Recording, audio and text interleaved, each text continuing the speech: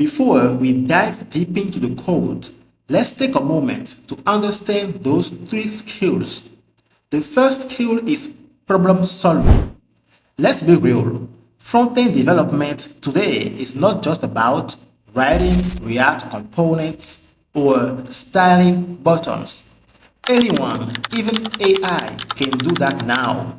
But what truly separates a front-end engineer from a front-end coder is the ability to solve problems, not just implement instructions. So what does problem solving actually mean for a front-end engineer? It's not just about fixing bugs. It's about understanding why something happens and how to approach it from first principles. Problem solving means being able to look at a feature request and figure out the best way to build it efficiently. It's about debugging complex state logic or performance issues, not by guessing, but by reasoning. Think beyond what the code does and focus on why it should work that way. It's that mindset shift from how do I code this to what's the cleanest, scalable, and maintainable solution to this problem. For example, let's say your page is rendering slowly. A beginner might just search for a React optimization trick. A problem solver, though, asks what's causing the re-renders? Is the data fetching logic efficient? Can we use memoization or virtualization to optimize the UI? That's problem solving, and it's your most powerful skill as a modern front-end engineer. And now, this matters more than ever because AI can generate code, but it cannot understand context. It can give you an answer, but not always the right one for your app's constraints, design system, or performance goals. Your second superpower is UX thinking. Being a front-end developer is not just about making things work anymore. It's about making things feel right. That's where UX thinking, user experience thinking comes in. It's the ability to see your app through the eyes of your users, to understand not just how something functions, but how it feels to use it. UX thinking means shifting from does my code run to does this make sense to the user? It is asking, is this button where people expect it to be? Can user complete their goal without frustration? Does the interface guide them naturally or confuse them? You stop coding interfaces for machines and start designing experiences for humans. For example, when a new user signs up on 10minuteportfolio.app, they are instantly redirected to the portfolio creation form because our goal is simple. Help creators build their first professional portfolio in minutes, not hours. That design decision alone is UX thinking in practice. When the user lands on that page, they should not feel overwhelmed by endless fields or complex steps. They should feel guided, confident, and curious to explore. So instead of just dumping all inputs at once, we structured the flow into small digestible sections like template selection, profile information, certifications, experiences, projects, and review sections. Each step feels like progress, not work. And that's exactly what good UX does. It transforms a task into a journey. But here is where UX thinking really shines when you combine it with AI. As an engineer, AI is not your enemy. AI is your best friend. On 10-minute portfolio, users can use AI to generate their portfolio content instantly instead of typing everything from scratch. So we designed it to feel natural, right next to each input, clear, accessible, and helpful. It does not take over the process. It assists the user when they need inspiration or speed. That's UX thinking. You don't just add AI for the sake of it. You embed it into the flow of the user's experience. In short, every UX decision in 10-minute portfolio.app is about reducing friction, instant feedback when a portfolio is saved, auto save to prevent losing progress. Even the loading states matter. We use friendly animations to reassure users that something is happening because every second of confusion is a chance for users to quit. And great UX eliminates that risk. The last superpower is system design. This is where things get serious. When we talk about front-end system design, we mean designing the front-end as a system, a set of interacting parts that together deliver performance, maintainable, secure, and delightful user experience. It's about designing the structure, flow, and interactions between all parts of your front-end, such as UI components, state management, routing, API communication, performance, accessibility, scalability, and developer experience. Think of it as, how do I design the frontend as a system, not just a collection of pages? Frontend system design covers several layers: architecture design, state management design, API and data layer design, UI and component architecture, performance design, and scalability and maintainability. The first one is architecture design. When we talk about architecture design in the front-end world, we mean how your entire application is structured. The flow of data, the separation of concerns, and the way different parts of the UI talk to each other in the backend. So instead of just focusing on what to build, architecture focuses on how everything connects together. In the front end, everything starts with components, your building blocks, but good architecture goes beyond just creating components. It defines how they are organized.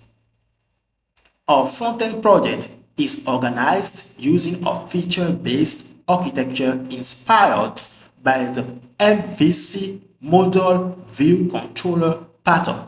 MVC stands for Model View Controller, and it's all about organizing your code in a clean, scalable, and maintainable way by separating responsibilities into three main layers. The model, this layer represents your data and business logic. It defines how data is stored, retrieved, validated, and updated. The view, this is what the user actually sees on the screen. The user interface, it takes the data sent by the controller and displays it in a clear, user-friendly way. The controller, this acts as the bridge between the model and the view.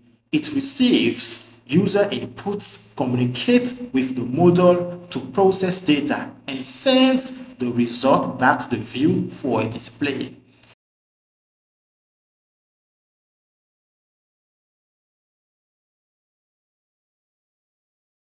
At the root of the project, the front directory contains everything that defines our app's behavior, logic, and UI. The app folder follows the Next.js app router convention. It holds all pages, layouts, and route segments that make up the navigation and structure of the frontend. Inside the components directory, we separate reusable UI into three clear layers: UI for Chartier UI-based component, modules for feature-specific components tied to certain pages or functionalities, and custom for shared custom elements we've built ourselves. Our data and logic layers are well defined too. The hooks folder acts as our modal layer, containing all custom React hooks that manage data fetching, state, and side effects in a reusable way.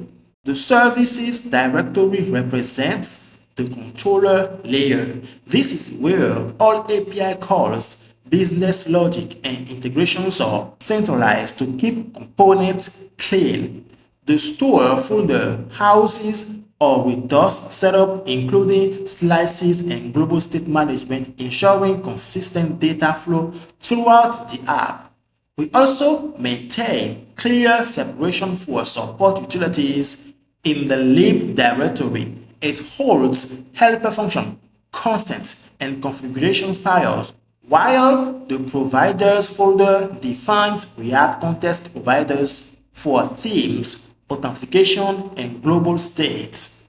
The types folder centralizes all TypeScript type definitions, promoting strong typing and reducing runtime errors.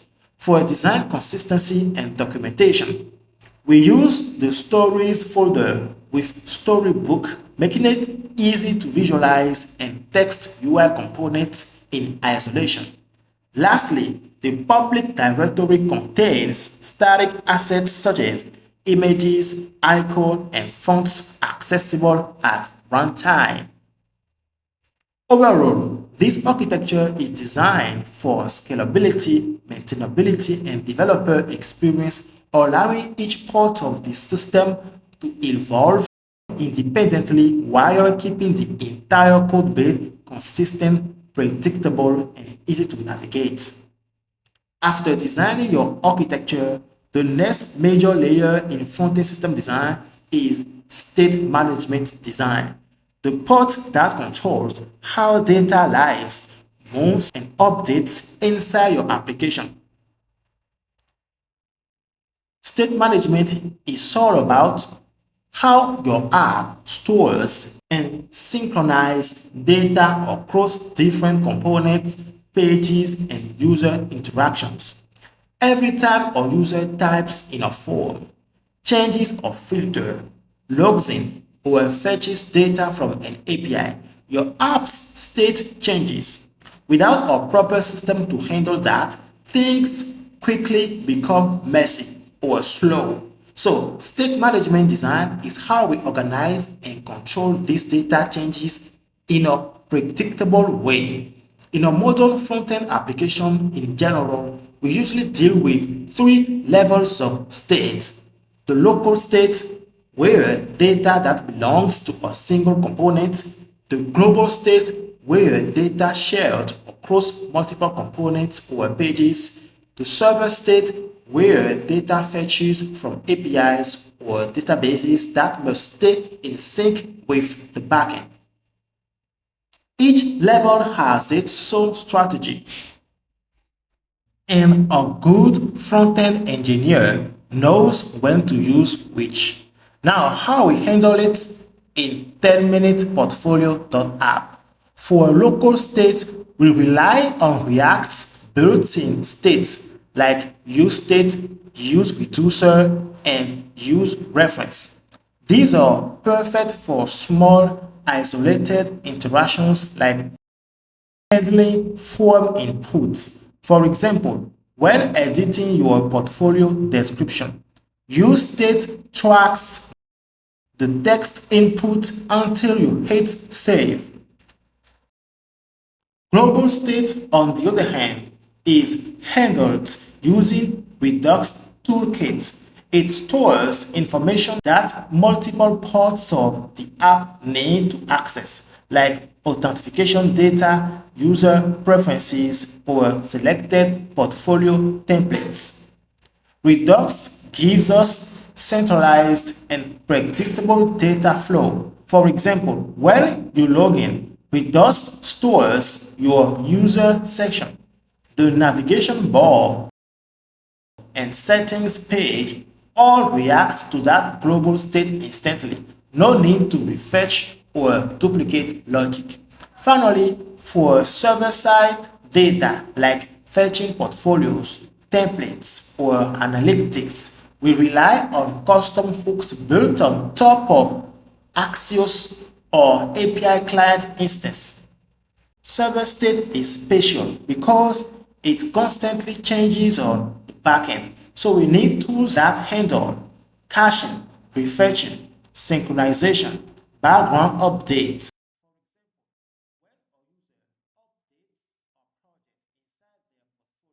The next layer is API and data layer design. This is the system that keeps your frontend alive with real data. It's all about how your frontend communicates with your backend efficiently, securely, and consistently. In simple terms, this layer handles all communication between your frontend and external systems, whether it is your own backend or a third-party API or even an AI module. It is responsible for fetching data from APIs, sending user input or actions to the backend, managing authentication tokens and headers, handling errors, retries, and caching, ensuring consistency between front-end and back-end data models. Without a well-structured data layer, your front-end becomes messy, repetitive, and difficult to maintain.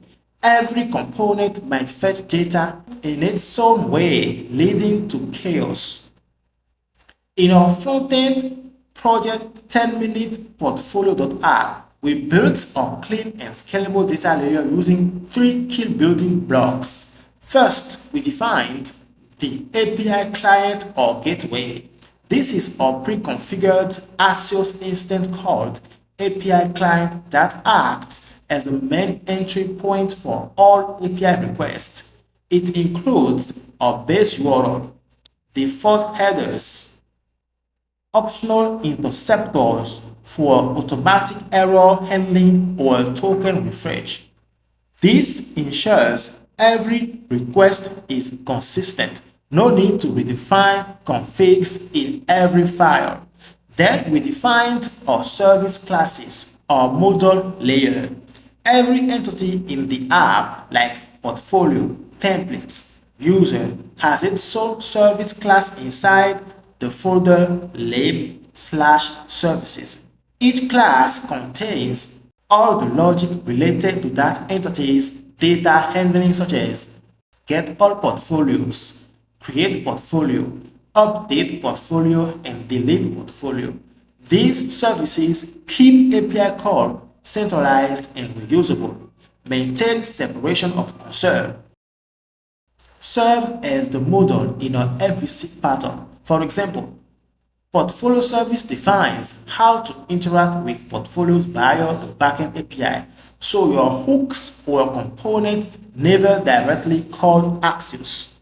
Next, we defined custom hooks or controller layer. We use hooks like use portfolio or use template to connect services with the view layer.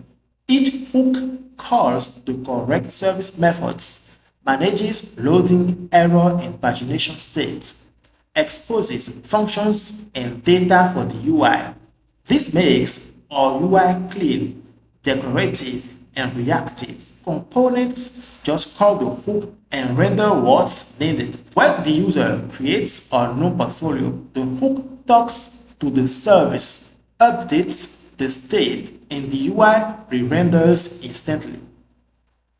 The next layer in front-end system design is UI component architecture. In our front-end application, It is about structuring components so they are reusable.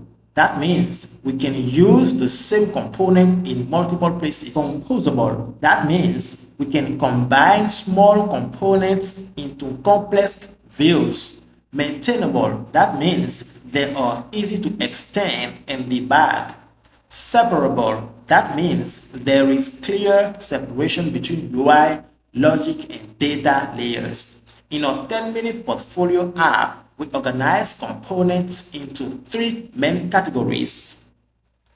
Base UI components. These are components stored inside components/UI folder. They are atomic components created by Shatian UI that don't depend on business logic. Example, button.tss component. Feature-specific components. These components implement business logic for specific features. For example, portfolio code.tss. They combine UI components and hooks/services. Shared custom components. These components are shared across multiple modules, but too specific to be UI components. For example, portfolio filter.txs.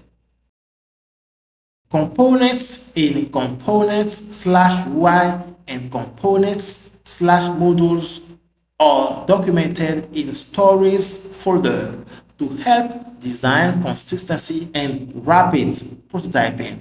For example, a button.stories.tss shows all variants of buttons for testing. Next, front-end system design is performance design. Performance design in a front-end application focuses on speed, responsiveness, and scalability. The goals of performance design is to ensure the first screen renders quickly, no animations or delayed UI, to reduce unnecessary API calls and payload size, to handle growing user data. For example, in 10-minute portfolio.app, we combine server-side rendering, static-side generation, incremental static regeneration. The landing page is the first impression users see. We achieve fast initial load by server-side fetching, pre-rendering metadata, modular rendering, and resilient error boundaries, ensuring critical content renders immediately even under partial failures. Fast initial load improves XEO and engagement. We also perform code splitting using Next.js that automatically code splits at the page level. It means when a user navigates to /about page, only the JavaScript code for that page is loaded. Also, we handle lazy loading. For components, we use Next.js dynamic library to load them on demand. For example, on the landing page component, by default, all Next.js pages are server component. So we imported dynamic from next/dynamic and we loaded each component separately, each one having its own HTML bundle.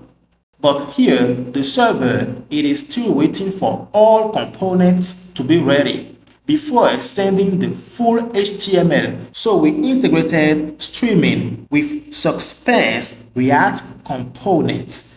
It lets parts of the page like the header, hero, footer stream in separately as soon as each is ready without waiting for the rest. And always, for components, we handled lazy loading or interaction by loading components only when needed. For example, here, the mobile menu bundle is not loaded until the user opens it, improving page speed. We also handled lazy loading images. For that, we used Next.js lazy loading images built-in with image components by setting priority first to any image component, we enable lazy loading image. This way, the image is lazy loaded. The browser waits to load it until it is near the viewport. This helps improve performance for images that are below the default. We also used memoization to cache results of expensive computation or components, so React does not recompute or re-render unnecessarily. In React, we mainly use React memo for components, use memo for computed values, use callback for function. React.memo prevents a component from re-rendering if its props have not changed. For example, here, pricing code only renders if props plan or ACC change. Also, we memoized handle click function to prevent creating a new function every render. Last one is use memo. It's used for complex computed values. On the public portfolio page, we used use memo for category computation. Why this is good? Computing categories require filtering portfolios every time state changes. Without use memo, this would rerun on every render. With use memo, this computation only runs when portfolios or pagination change. Now, the final boss level of performance design is caching and API optimization. Caching means storing data temporarily in memory. In a front-end application, caching improves performance, fewer API calls, and user experience. There are common types of caching in front-end. We have memory cache, local storage, service worker, HTTP cache, Next.js data cache. So in our app, we use incremental static regeneration to revalidate static pages. For example, in the landing page, we set 86 400 seconds, meaning the page is statically generated once at the build time. After that, Next.js serves the cached HTML for everyone. When 24 hours pass, the next visitor to the page triggers a background regeneration. Next.js rebuilds the page on the server, updates the cache, and serves the new version automatically. And for data fetching, we use Axios Cache Interceptor, which extends Axios to support caching GET requests. How caching works under the hood. When you make a request, Axios Cache Interceptor checks if a cached response exists for that URL. If a cached response exists and is not expired, returns the cached response instantly without hitting the network.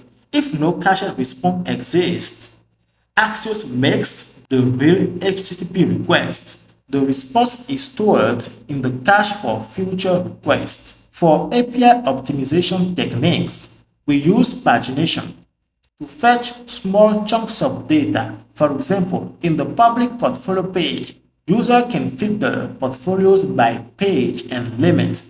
I also used prefetch on link to preload the page bundle and static props for some pages, so that when a user clicks on the link, there is an instant page load. Now let's see the last layer, that is scalability and maintainability. Scalability is the ability of your front-end application to handle growth in users, data, features, traffic without breaking performance or becoming hard to maintain.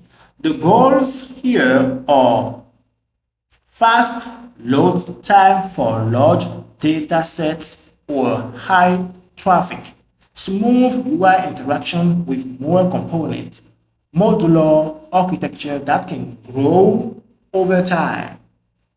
Maintainability is the ease with which developers can understand the code base, add new features, fix bugs, refactor code safely. The key goals are clear separation of concerns, reusable components and logic, minimal coupling between modules, predictable state and data flow. In our app 10-minute portfolio, we achieved this with better folder and component organization. This way, adding a new feature only requires adding a new module and potentially a new hook. Shared logic in services avoid duplication. TypeScript types reduce runtime errors and make large-scale refactoring safer. Besides, we created reusable and modular components. We set performance optimization for large data using use memo, react.memo, and lazy loading to prevent unnecessary renders. For listing, we used pagination and filtering. Only render a subset of list per page. Large data sets are handled efficiently. We render pages on server-side, reducing client-side computation. API can be scaled independently. Components use error boundaries so that one failing component does not crash the page, which makes scaling UI less risky. New features can fail gracefully. All components are tested using storybook. Developers can see how components behave independently, reducing risk of breaking existing UI when updating components. These are main layer covered by our front-end system design. In one sentence, front-end system design is when you architect, structure, and scale the client side of your application for performance, maintainability, and great user experience. Once you understand these concepts, you are ready to start building your front-end application. And in the next part of this video, I'll show you exactly how to implement these concepts step by step in your own project. Use this as a project-based learning to level up your front-end skills and build scalable, professional-grade applications.